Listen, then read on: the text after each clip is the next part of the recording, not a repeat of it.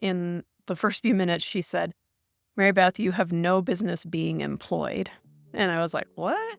And she was essentially like, "You're an entrepreneur to the core. You're going to be so much happier when you do this. And you have all these building blocks here. You just need to take the leap." That's MaryBeth Mishkovich, the founder of Insight Lime Analytics, an agency that helps companies with their data strategy. Or, in other words, they help companies measure the right data and then understand what that data is actually telling them. And as you may have noticed in that opening clip, starting this agency was a bit of an accident for MaryBeth. It started as a side hustle that she grew to over $3,000 in monthly revenue, and then by year 3, they did over $1 million in annual revenue. To see how they've now bootstrapped Insight Lime Analytics to over $1 million in annual revenue, let's start with talking about MaryBeth's kind of journey into entrepreneurship, and then how they got started with Insight Lime Analytics, and then talk about all the growth strategies that they've been using to grow to $1 million in annual revenue. So MaryBeth started her career at the University of Colorado Boulder, where she studied ecology and evolutionary biology,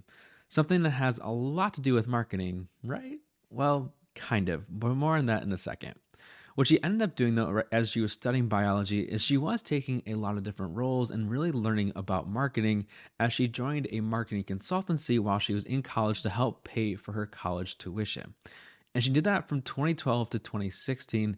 And eventually, with a degree in ecology and evolutionary biology, she graduated in 2016. And as she put it, she sold out to then join a marketing consultancy in Copenhagen. So it's 2016. She's now working for this consultancy in Copenhagen, and she's working a few different marketing roles. And she really got this full breadth of all the what's all in marketing. So she did a lot of bit of work in SEO and paid ads and analytics and social media content. And so she's now seen a lot of different things in marketing. But her expertise in actually biology and how she actually approached things was actually really valuable for those in marketing, but specifically in analytics, because with a degree in biology, right, she could take the scientific method approach, but also really understood a little bit of how to actually use data to then apply that to marketing. And at the time, right, the marketing, from 2016 to 2020, when she was in Copenhagen with these roles, this more scientific approach to marketing with analytics and really understanding them more effectively was becoming a bigger and bigger thing. And she was actually able to kind of attach herself to this trend and really into this new space of marketing analytics. And so she was able to create kind of a unique niche that really fit to her skill set. So as she was kind of exploring marketing and trying to find her niche, and eventually, right, she found it into marketing analytics. But part of that was actually doing side projects, and she started this by doing this in 2018, so the middle of her time in Copenhagen, and she found these projects using Upwork. Now, if you don't know what Upwork is kind of this marketplace for companies and agencies to kind of post opportunities or projects that need done, and then it has these agencies or just freelancers that are looking for work, and Upwork is this marketplace to help match and help those people find each other. And through that, MaryBeth was actually able to find her initial projects for her side hustles, and they were pretty broad. She was able to do some Google Analytics work, some Google Ads work, and she's kind of just continued her exploration of marketing with these side projects. And eventually, these side projects got up to $3,000 in monthly revenue. They were not a small chunk of change. For most people, right, $3,000 at a minimum pays rent. But in 2020, like for most of us, life was a little bit upended when COVID hit. And for MaryBeth, that meant that she had to move back to Colorado from Copenhagen because she didn't know what was happening as the world was shutting down. So she moves back to Colorado, but she still has these side hustles where she's pulling in $3,000 a month. She's doing a little bit of work for the agency that she was working with in Copenhagen, but still wasn't sure what was next. To help figure out what was next, she ends up taking a consultation call with a business coach. And let me actually have MaryBeth explain what happened in that consultation call. In the first few minutes, she said, "MaryBeth, you have no business being employed." And I was like, "What?" And she was essentially like, "You're an entrepreneur to the core. You're going to be so much happier when you do this. And you have all these building blocks here. You just need to take the leap."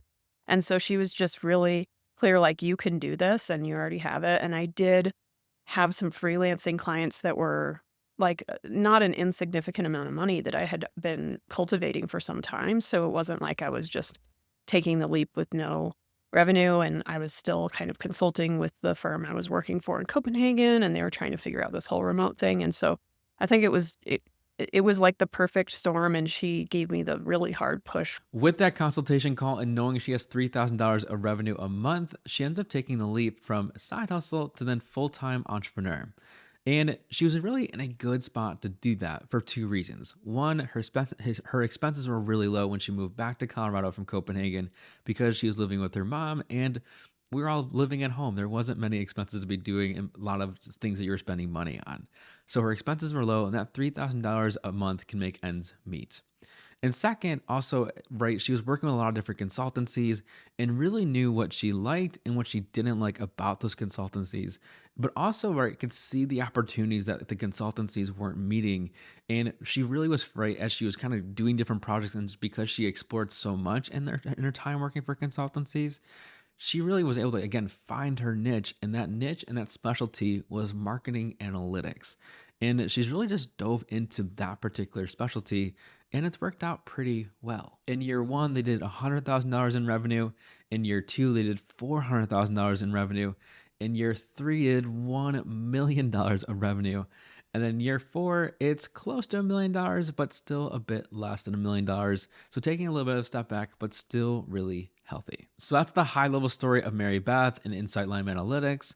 But let's actually go into the strategy they've been using to grow from $0 to $1 million in annual revenue. First growth strategy I want to talk about is referrals and repeat clients. And according to MaryBeth, this is by far and away the best and most consistent channel they have for growing Insight Lime Analytics. And they do a lot of little things really well in this particular growth strategy. They're really focused on keeping clients and also growing contract size. And they do this primarily by looking for different opportunities while they are working with clients. But let me actually have MaryBeth explain how they do that with their clients and working on different projects. Some of our really big clients started with something like strategic migration to GA4.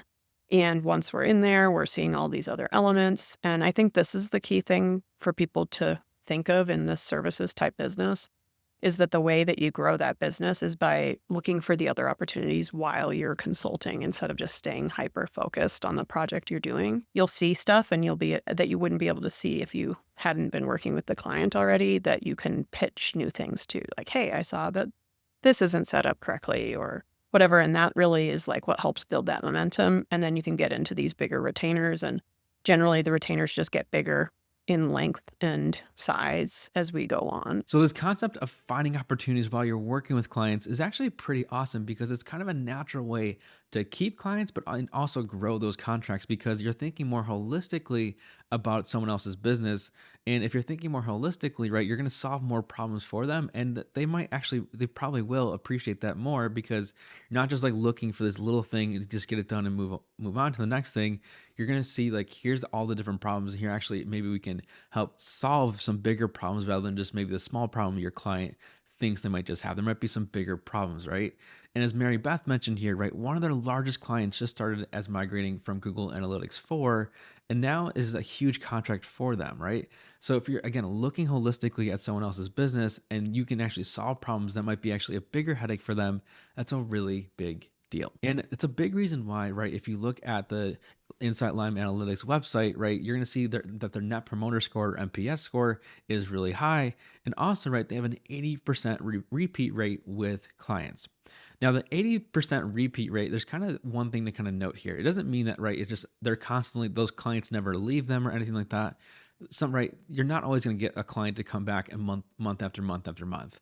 But right, sometimes right, you're going to do a project, for one time, and then maybe like a year or two down the line, they're going to have more work to do, or they need to do updates, whatever it might be, right? And those clients, if they had a really great experience with Insight Lime Analytics, they're going to come back for a new project, or maybe they found a new problem that they think they could help them solve, right? So by having a good experience, they can get a repeat rate even further down the line. And you're really thinking really long-term rather than just like the short-term, like the quarterly or even the yearly. They're thinking really long-term, which is really cool. Now, one of the little things that they do to help get that 80% repeat rate is that when they close a contract, they ask one specific question. And that question is, do you know a company that you could put us in contact with that would be a good fit? And this kind of works in two different ways. One, it helps them get referrals to other companies that might be a good fit, but also it acts as a reminder to their current client of like, hey, we still have capacity to work with you. And when I talked to Mary Beth about this actually has worked in both of those ways, right? Sometimes the companies are like, yeah, you should talk to so and so, but also like, hey, we actually have another project. Would you want to start this? It's to do this with us, right? It's another reminder to your current client that like, hey, we can continue this, but also, right, like, hey, if you know somebody, like we would love to work with them too. It's a really nice, clever way of getting, new business, but also keeping people around. The second growth strategy is one that I've already kind of talked about a little bit in this story, and that is Upwork.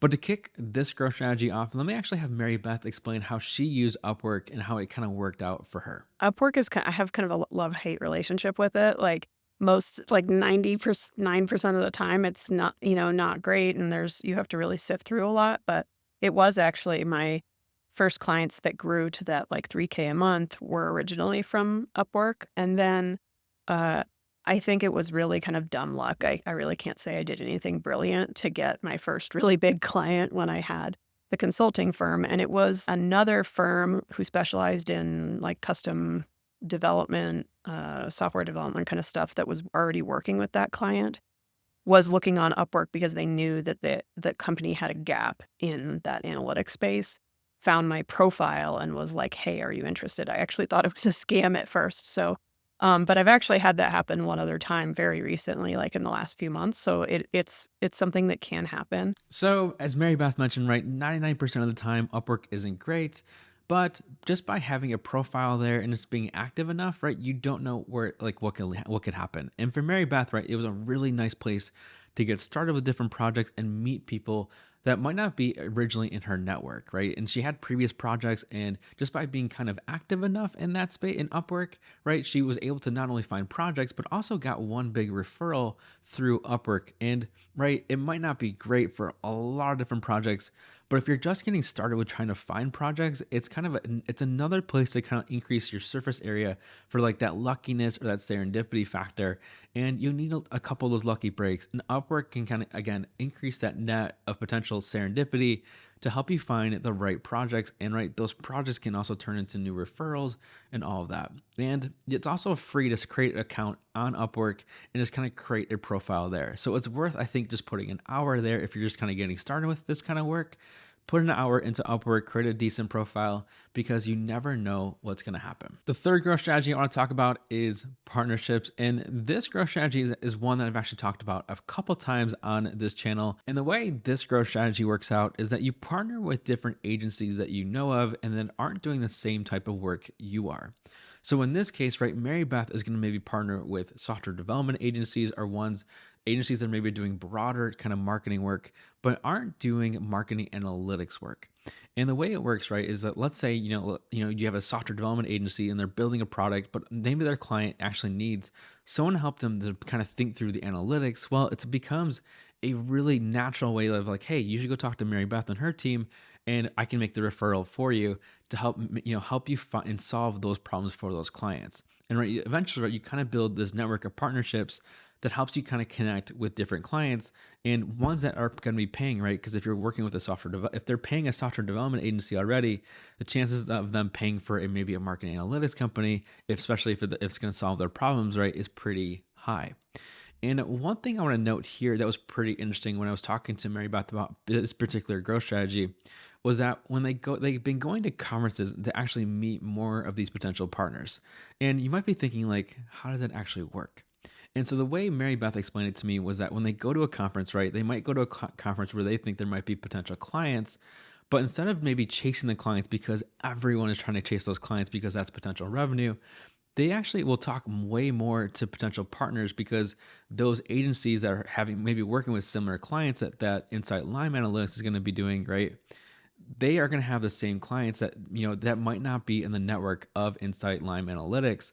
And so by talking to those potential partners, right, you're thinking again, long term versus short term. So don't be chasing necessarily the clients. You can talk to obviously the clients at different conferences, but building those partnerships with people that are in your space but aren't doing the same type of work, that can lead to referrals later on. And for Mary Beth, this has actually been something that's worked out pretty well for them. So that's the story of Mary Beth Mishkovis and Insight Lime Analytics. You can learn more about Insight Lime Analytics at insightlimeanalytics.com. If you found this video helpful, I would love it if you can give it a like. And if you're looking for more content like this, you can check out the newsletter in the description below.